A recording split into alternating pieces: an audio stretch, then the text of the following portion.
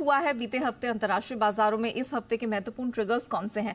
दीप हमारे साथ जुड़ चुके हैं पूरी डिटेल लेकर। दीप, मॉर्निंग। वैसे तो हमारे लिए बहुत ऐतिहासिक दिन है, लेकिन इंटरनेशनल मार्केट से हमारे मार्केट्स के लिए आज क्या क्यूज हैं? अच्छे क्यूज आ रहे हैं, जैसा आप भी बता रही थी, ठीक ठाक दिख रहे हैं ग्लोबल बाजार।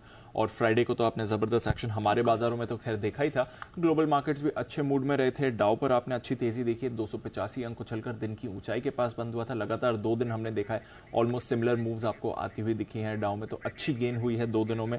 आईटी में अच्छा रिबाउंड था, थोड़ी सुस्ती आ गई थी पिछले कुछ दिनों से, बट आईटी में 1.5% का रिबाउंड आपने फ्राइडे को आते हुए देखा है, तो यहां से लीडरशिप आई।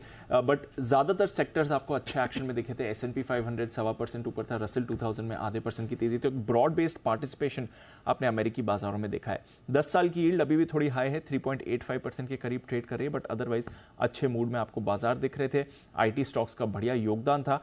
टेस्ला के शेयर में आपने अच्छा एक्शन देखा, 1.5% ऊपर था। जो उनको Q2 के डिलीवरी आंकड़े थे, यानी कि कार प्रोडक्शन और कार की डिलीवरी के आंकड़े थे, वो अनुमान से बेहतर आए, तो उससे बाजार का मूड आपको और बेहतर होते हुए दिखा है।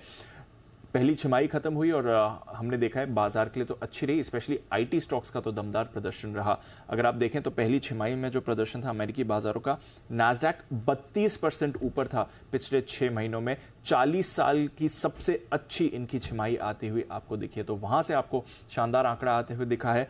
S&P 500 करीब 16% ऊपर था, 2019 के बाद से बेस्ट फर्स्ट हाफ की परफॉर्मेंस रही।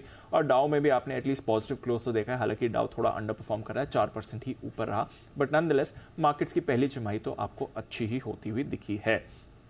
आज यूएस में सिर्फ आधा दिन ट्रेड होने वाला है, फर्स्ट हाफ में ट्रेड होगा, सेकंड हाफ से यूएस बंद रहेगा और कल फिर अमेरिकी बाजारों में छुट्टी है उनके इंडिपेंडेंस डे के चलते।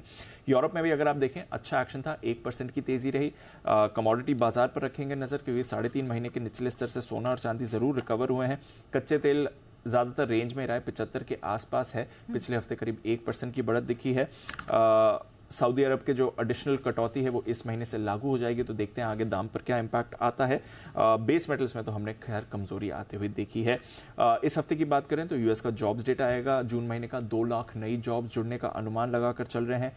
फेड की जो बैठक हुई थी उसके मिनट्स जारी होंगे। चाइना की तरफ से उनका PMI डेटा आएगा और ओपेक का सेमिनार है, ओपेक का मीट नहीं है, सेमिनार है, जहां पर ओपेक के मेंबर्स, इंडस्ट्री, ऑयल इंडस्ट्री के मेंबर्स और कई सारे और लोग का डिस्कशन होने वाला है, तो वहां से भी कुछ क्यूज आपके लिए आते हुए दिख सकते हैं। महत्वपूर्ण हफ्ता है, लेकिन फिलहाल तो हम देख रहे हैं क्यूज काफी अच्छे ही निकल कर आए हैं अंतर्राष्ट्रीय बाजारों से। धन्यवाद दीप, पूरी डिटेल दर्शकों के सामने रखने के लिए। आइए